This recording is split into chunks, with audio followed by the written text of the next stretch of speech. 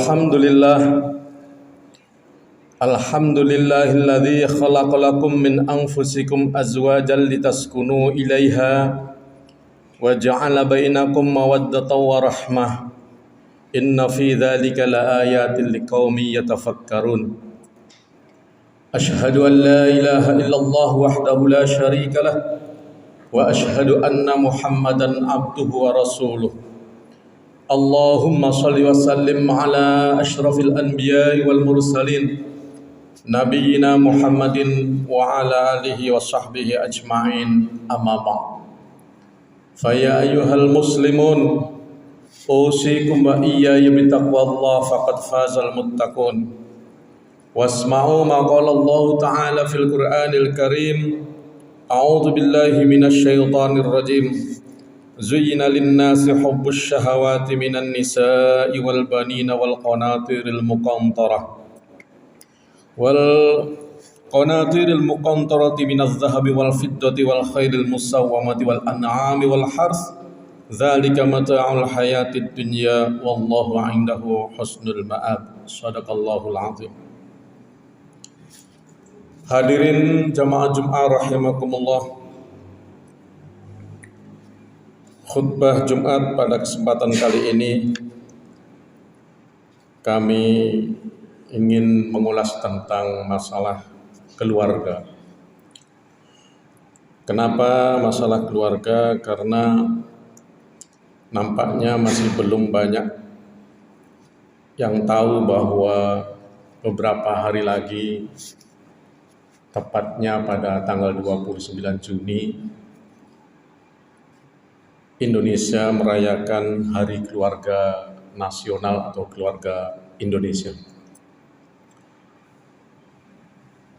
Dan sebenarnya ada juga pada tanggal 15 Mei yang lalu itu ada peringatan Hari Keluarga Internasional yang ditetapkan oleh PBB.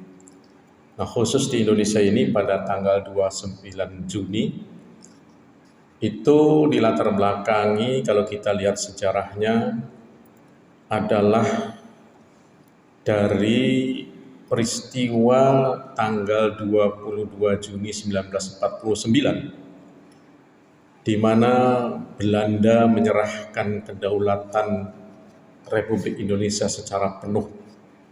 Dan kemudian tepat seminggu setelah itu, yakni 29 Juni 1949, para pejuang-pejuang Indonesia, tentara-tentara diperbolehkan untuk pulang menemui keluarganya masing-masing. Kalau melihat dari sejarahnya, tentu saja kalau kita membahas masalah keluarga, seharusnya adalah membahas masalah kebahagiaan, masalah kedamaian, ketentraman. Dan ini juga kalau kita melihat dari ajaran Islam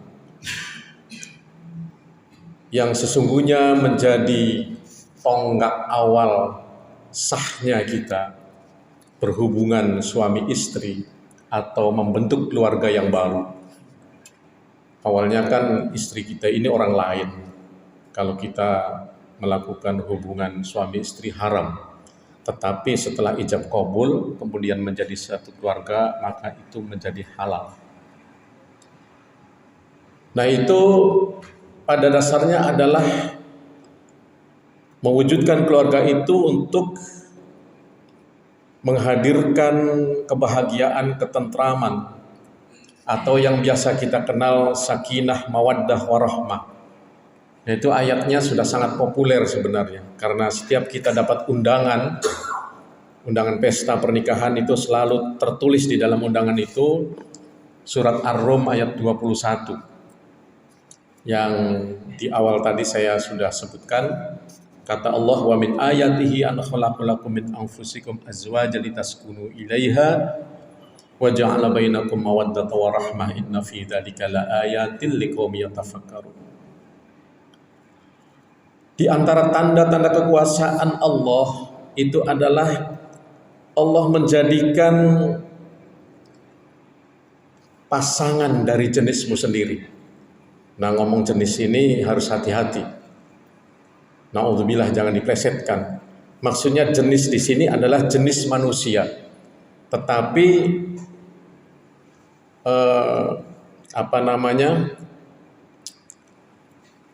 antara perempuan dengan laki-laki, jenis kelaminnya perempuan dengan laki-laki.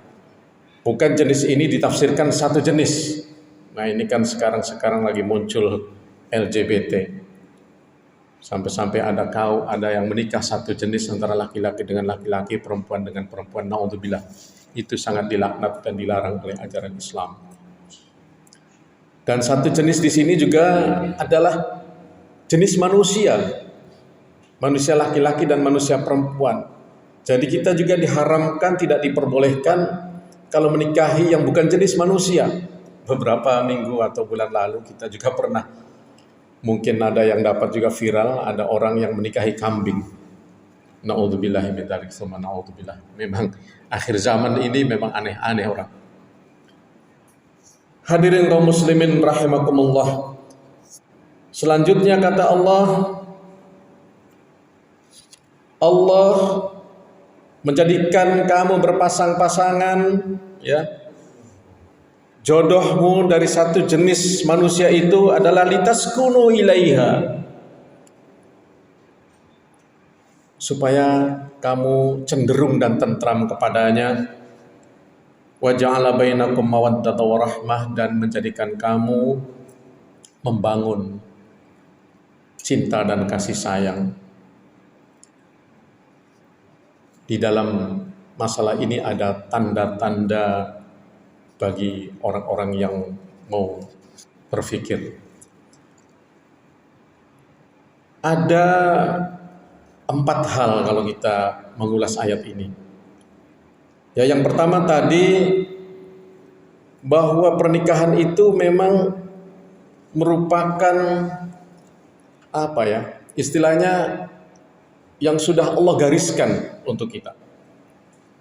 Sehingga pintu pernikahan tersebut landasannya adalah lillahi ta'ala, karena Allah. Makanya orang menikah itu berijab kabul itu atas nama Allah.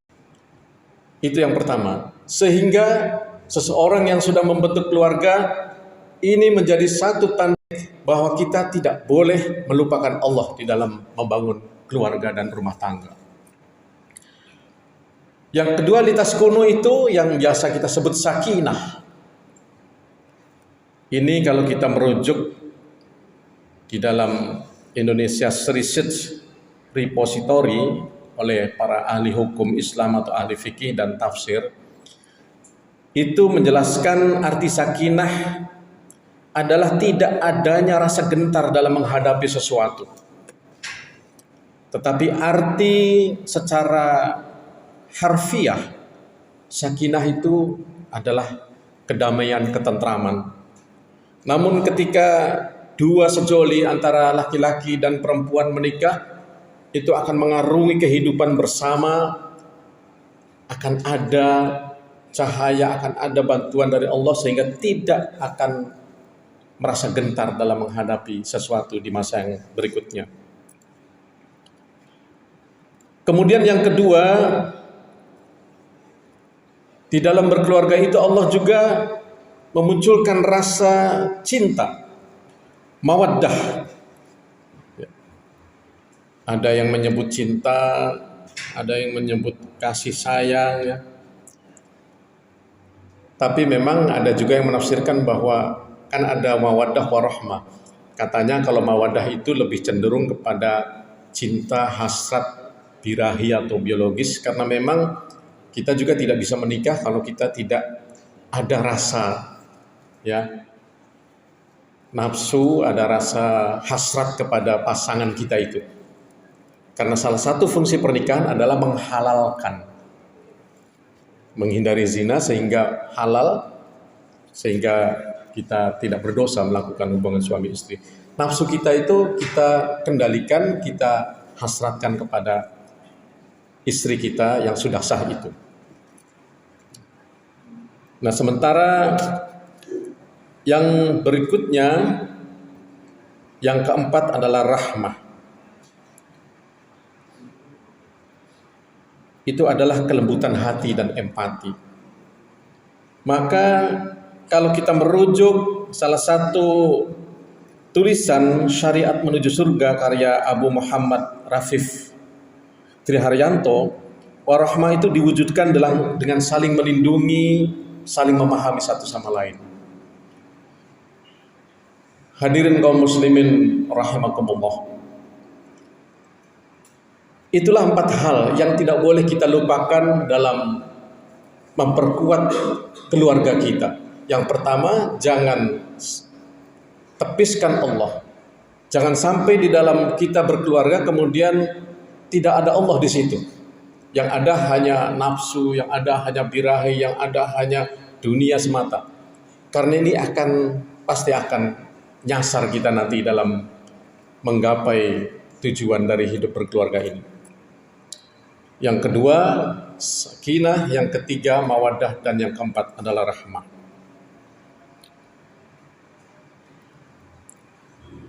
Maka dari itu diharapkan hal-hal yang penting dalam keluarga ini kita perhatikan. Di dalam ayat lain, misalnya Al-Baqarah 187, hunna libasul lakum wa antum libasul lahun. Ini salah satu prinsip dalam berkeluarga. Fungsi daripada suami dan istri itu adalah pakaian bagimu dan kamu adalah pakaian bagi istrimu. Maksudnya apa? Maksudnya kalau istri itu diibaratkan sebagai pakaian atau baju dari kita, kita juga sebaliknya menjadi baju bagi istri kita, itu tentu ada beberapa makna yang terkandung di dalamnya. Sebagian ahli tafsir misalnya, pertama, hubungan kita sangat dekat dengan istri kita. Ya, dalam Ibnu Katsir itu disebutkan saking dekatnya, fala ulfata baina ruhaini a'dhamu mimma baina zaujain. Tidak ada hubungan ruh yang paling besar, yang paling agung selain hubungan ruh yang terjadi antara seorang suami dan seorang istri. Kemudian saling membutuhkan. Maksudnya ya, kita butuh pakaian untuk melindungi kita. Kita butuh istri kita agar bisa melindungi kita. Begitupun sebaliknya, istri membutuhkan kita untuk saling melindungi. Makanya kedekatan ini juga seharusnya kita lanjutkan untuk saling melindungi satu sama lain. Bukan justru saling bertengkar. Nah, ini kita sesungguhnya sekarang ini prihatin karena banyak sekali kasus KDRT yang sampai berujung pada perceraian, bahkan naudzubillahi min dzalik. Mungkin kemarin atau tadi malam saya juga nonton ada yang tega membunuh istrinya ya, karena diajak rujuk tidak mau. Ada juga temperamental kita di dalam keseharian kita mungkin kasar sama istri dan anak-anak kita. Atau sebaliknya, ada juga istri yang berani sama suami. Sampai-sampai suami ada yang dibunuh oleh istrinya dengan menyewa orang lain. Ini kan kasus-kasus ini sangat luar biasa sekarang ini. Padahal seharusnya saling melindungi satu sama lain. Kemudian kalau diibaratkan pakaian juga adalah untuk memberi saling menyamankan. Kita membutuhkan kenyamanan, begitu juga istri kita membutuhkan kenyamanan. Makna berikutnya menutup aib atau kekurangan. Kita tahu istri kita punya kelemahan, tidak ada yang sempurna. Begitu juga diri kita, mungkin di mata istri kita ada kekurangannya, tetapi sebagai suami istri yang sudah menjalin hubungan atas nama Allah, atas nama Tuhan, kita diwajibkan untuk saling menutupi kekurangan kita. Hanya berdua saja yang tahu, dengan Allah tentunya. Kemudian memperlakukan ya, pakaian aja pasti kita setelah kotor kita cuci, kita jemur, kita setrika, kita kasih harum-harum. Ini maksudnya adalah memperlakukan istri kita dengan baik. Begitu juga sebaliknya. kemudian saling menjaga dan mengarahkan pada ketakwaan. Tetapi hadirin kaum muslimin rahimakumullah, dalam ajaran Islam itu kalau mengenai keluarga ini sebenarnya bukan menjadi tujuan akhir. Justru keluarga ini juga bisa menjadi jembatan yang pada akhirnya kita menuju Allah. Maka hubungan dalam keluarga ini diperbaiki, itu bisa menjadi satu wahana agar kita terhindar dari siksa api neraka. Ya, kita tahu bahwa kita sebenarnya sering mendoakan anak istri kita, Rabbana hab lana min azwajina wa dhurriyyatina qurrata a'yun waj'alna lil muttaqina imama, dan doa-doa lainnya. Dan itu pada dasarnya adalah kita ingin keluarga kita menjadi ajang untuk mewujudkan ketakwaan. Ketakwaan yang menjadi salah satu rukun khutbah Jumatnya. Kenapa menjadi salah satu rukun khutbah? Karena memang kita berusaha mengarah kepada takwa agar kita mulia di hadapan Allah. Dan menutup khutbah ini, saya sedikit tafsirkan ayat yang kedua saya sampaikan tadi, bahwa sehebat apapun keluarga kita, istri kita, anak kita, apa yang kita miliki, semuanya itu adalah urusan dunia. Zuyyina linnasi hubbus syahawati minan nisa, al-ayat dan seterusnya. Dalam surat Al-Imran ayat 14. Itu artinya adalah bahwa manusia itu dihiasi rasa syahwat terhadap wanita-wanita yang kemudian ada yang kita kawini. Anak-anak kita senang punya anak. Pengen juga punya harta kekayaan yang banyak, dari emas, perak, perhiasan, manik-manik, pernik-pernik, hal-hal yang mengindahkan rumah kita. Kemudian wal khailil musawwamati, kuda tunggangan yang bagus sekarang itu, kendaraan yang bagus. Punya Agya, pengen Avanza, pengen Innova, pengen Fortuner, pengen Lamborghini dan lain sebagainya. Itu syahwat manusia. Itu memang manusiawi. Wal an'ami wal haris, kita juga pengen punya banyak ternak, punya tanah, punya sawah, punya kebun. Tetapi dzalika mata'ul hayatid dunya, Allah mengingatkan kepada kita, jangan semua itu kemudian membuat kita terlena dan melupakan Allah, karena wallahu indahu husnul ma'ab, karena sesungguhnya Allah lah tempat kembali kalian semuanya. Maksudnya termasuk juga dalam hidup berkeluarga. Makanya jangan lupakan Allah sebagai tali perekat dalam keluarga itu, supaya seperti itu. Jangan sampai kita memang bagus dalam keluarga tetapi tidak ada Allah di situ, maka tujuan utamanya menjadi sirna. Demikian yang dapat kami sampaikan. Barakallahu li wa lakum fil Qur'anil azim wa nafa'ani wa iyyakum bima fihi minal ayati wa dzikril hakim wa taqabbal minni wa minkum tilawatahu innahu huwas samiul basir.